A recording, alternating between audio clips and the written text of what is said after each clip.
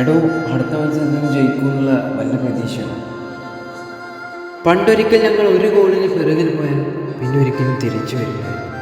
അങ്ങനെ തിരിച്ചു കൊണ്ടുവരുന്ന ആരും ആ മണ്ണിൽ ജനിച്ചിട്ടില്ലായിരുന്നു. പക്ഷേ അന്ന് ആ ഒരാളിൽ ആ കാഴ്ച വീണ്ടും കണ്ടപ്പോൾ തോറ്റു നിന്ന പല മത്സരത്തിലെയും വിജയിപ്പിച്ചു കൊണ്ടുവരാൻ ഈ ടീമിന് വേണ്ടി, ഞങ്ങൾക്ക് വേണ്ടി ഒരാളുണ്ടെന്ന് ഞങ്ങൾ വിശ്വസിച്ചു.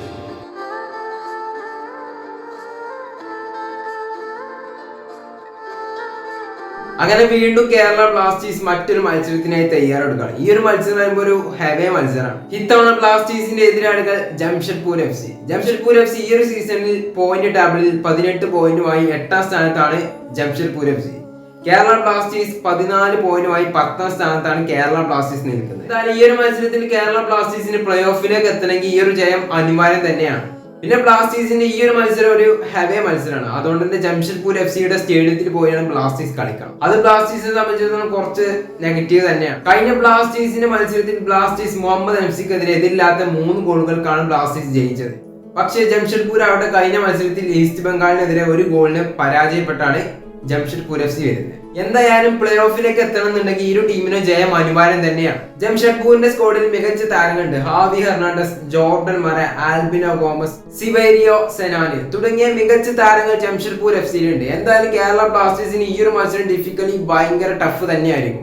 എന്തായാലും ജംഷഡ്പൂരിൽ എടുത്തു പറയേണ്ട ഒരു പ്ലെയറാണ് ആൽബിനോ ഗോമസ്. അദ്ദേഹത്തിന്റെ പോസ്റ്റിലേക്ക് ഒരു ഗോൾ അടിക്കാൻ ഭയങ്കര ടഫ് തന്നെയാണ്. അദ്ദേഹം ഈ സീസണിൽ മികച്ച പ്രകടനം തന്നെയാണ് ആൽബിനോ ഗോമസ് കാഴ്ചവെക്കുന്നത്. അതുകൊണ്ട് തന്നെ ആൽബിനോ ഗോമസിന്റെ ആ ഒരു പോസ്റ്റിലേക്ക് കേരള ബ്ലാസ്റ്റേഴ്സ് പ്ലേയേഴ്സ് എങ്ങനെ പന്ത് എത്തിക്കുന്നില്ലൊക്കെ നമുക്ക് കണ്ടു തന്നെ അറിയാം. എന്തായാലും ഇരു ടീമിന് ഈ ഒരു മത്സരം ഭയങ്കര ടഫ് തന്നെയായിരിക്കും. എന്തായാലും ബ്ലാസ്റ്റേഴ്സിന്റെ ഈ ഒരു സാഹചര്യത്തിൽ ബ്ലാസ്റ്റേഴ്സ് എന്തായാലും ജയിച്ചേ പറ്റൂ.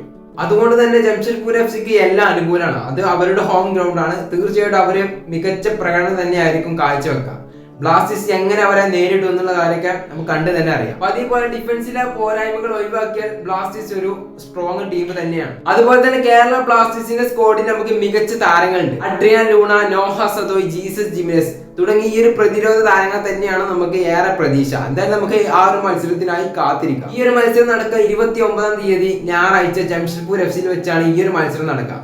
എന്തായാലും ഈ ഒരു മത്സരത്തിൽ ജയിച്ചു കഴിഞ്ഞ ഒരു പക്ഷേ ബ്ലാസ്റ്റേഴ്സിനെ സംബന്ധിച്ചിടത്തോളം ഭയങ്കര കോൺഫിഡൻസ് തന്നെയായിരിക്കും. പ്രത്യേകിച്ച് ഈ ഒരു സാഹചര്യത്തിൽ കേരള ബ്ലാസ്റ്റേഴ്സിന് ഈ ഒരു മത്സരം ജയം അനിവാര്യം തന്നെയാണ്. എന്തായാലും ആരാധകർക്ക് ഏറെ പ്രതീക്ഷ ഉണ്ട് ഈ ഒരു മത്സരത്തിൽ ബ്ലാസ്റ്റേഴ്സ് ജയിക്കും എന്നുള്ളത്. എന്തായാലും നമുക്ക് ഈ ഒരു മത്സരത്തിനായി തന്നെ കാത്തിരിക്കാം. അതുപോലെ 4 യെല്ലോ കാർഡിന്റെ സസ്പെൻഷനായ ഹോർവിപാം ഈ ഒരു മത്സരം കളിക്കില്ല.